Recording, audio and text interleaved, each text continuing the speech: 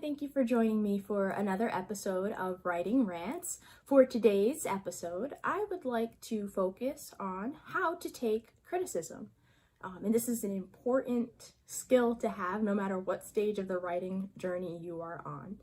So, I want to preface by saying that I know writing is a personal activity. You know, it's something that you are creating from your mind, from your feelings, out of thin air, basically.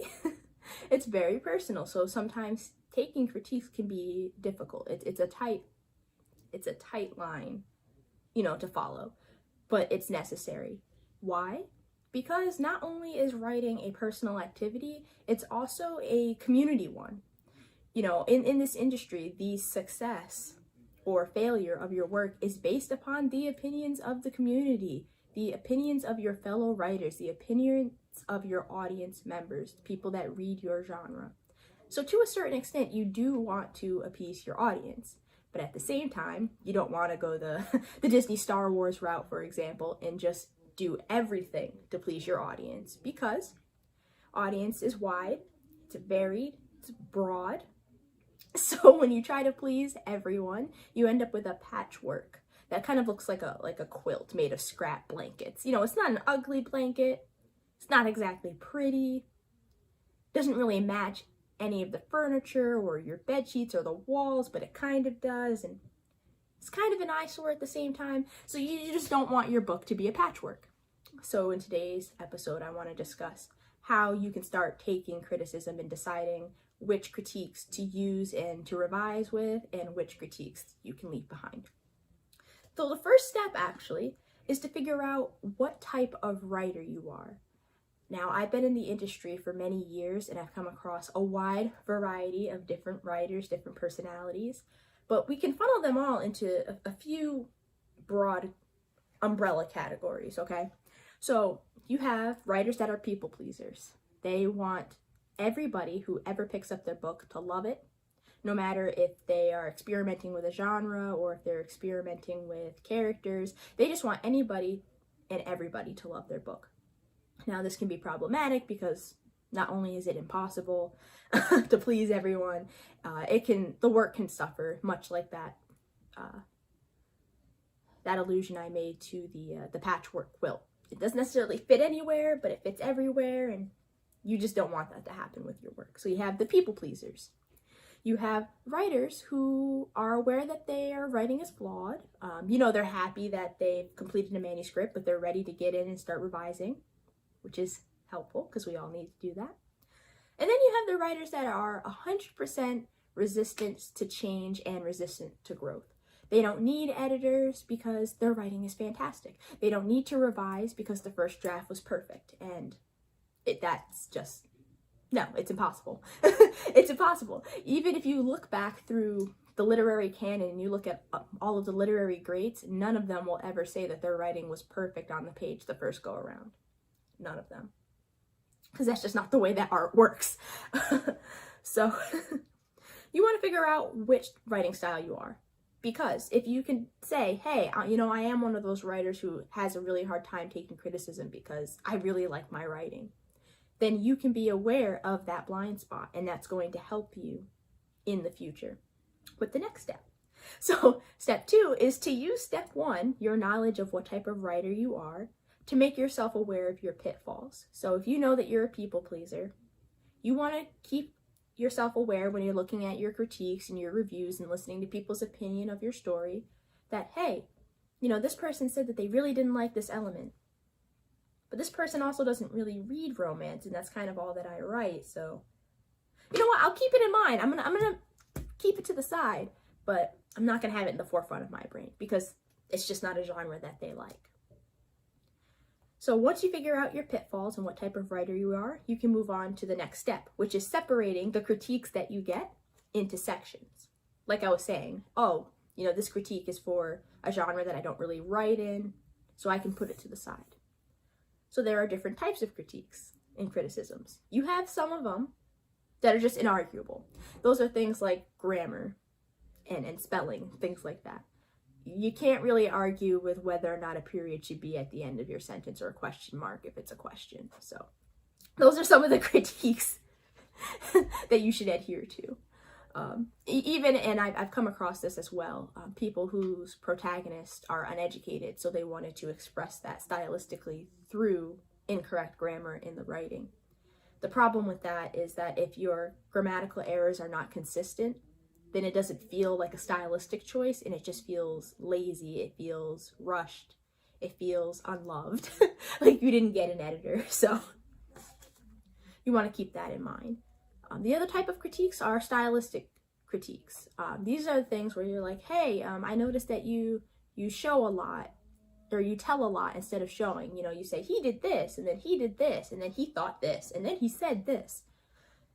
Now, not saying that it's wrong, not saying that it's right, but you want to take into account the stylistic choices that you are making and how they fit into your genre. For example, in a romance, you don't really want to get a lot of he said, she said, I said, he said, she said, she said. Try saying that 5 times fast. Anyway, but that's the type of writing style that you might get in an adventure or a thriller, you know, because it's all about building suspense. It's all about experiencing the plot points as the character is experiencing them. So you're going to get different styles depending on which genre you write in. So that's something you want to be aware of. Another type of critique are the ones that are just purely opinionated. The ones that are like, hey, you know, your protagonist's name is Ashley, and she's like a brunette, and Ashley I always envision is blonde, so maybe you should make your character blonde. That is a type of criticism that is purely opinionated. Will your character being blonde or brunette really make a difference to your story? If so, why? If not, why? And then you can decide whether or not you want to adhere to that type of critique or not.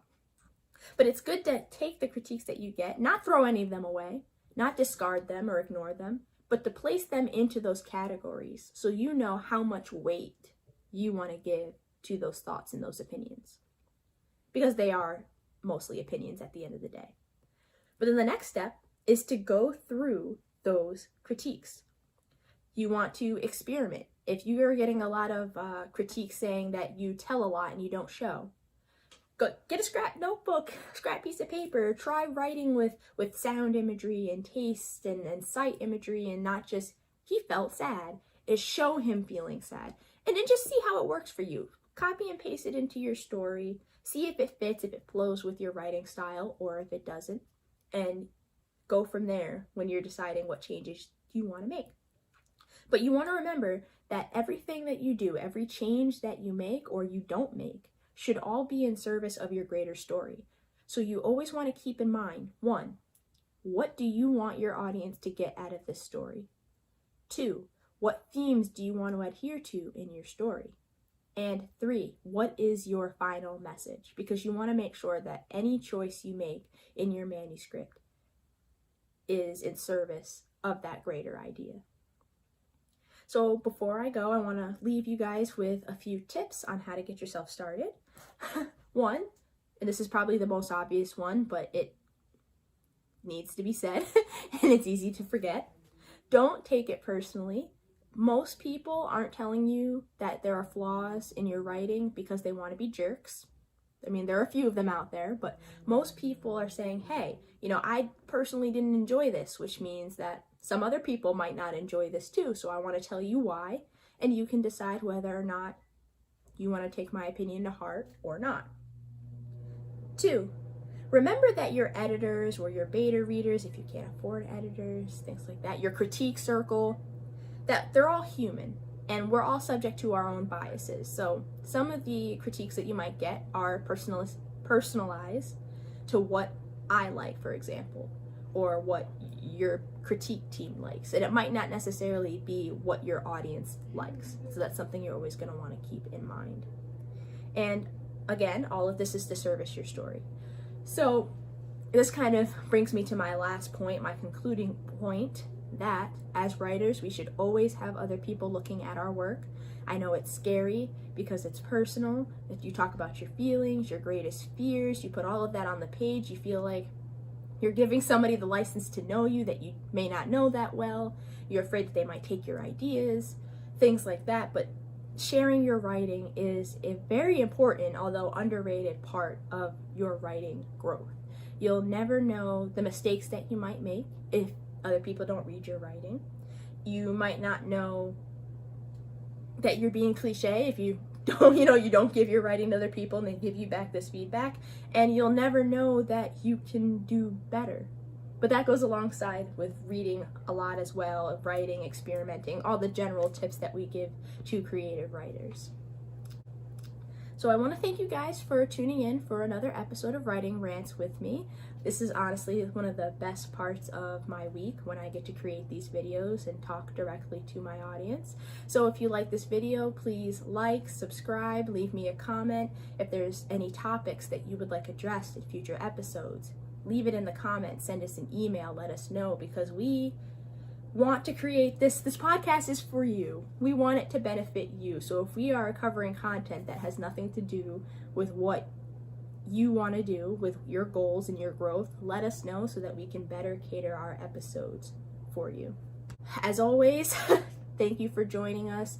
If you're interested in more creative writing tips, visit thewordcount.com. We have a creative writing tips blog, a business writing tips blog, a book review blog, and coming soon, a marketing blog as well. So you'll want to keep updated on that. But until then, I guess I'll see you guys next week.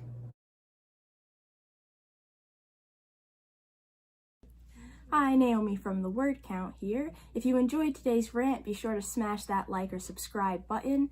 We do book reviews, book to film comparisons, author interviews, and more, so be sure to check out some of the other videos on our channel. If you are interested in being featured on the Writing Rants podcast, you can contact us through the link in the description, or you can visit our website, thewordcount.com. As always, check back in next week for another rant and some more creative writing gems, because every word counts. Ciao.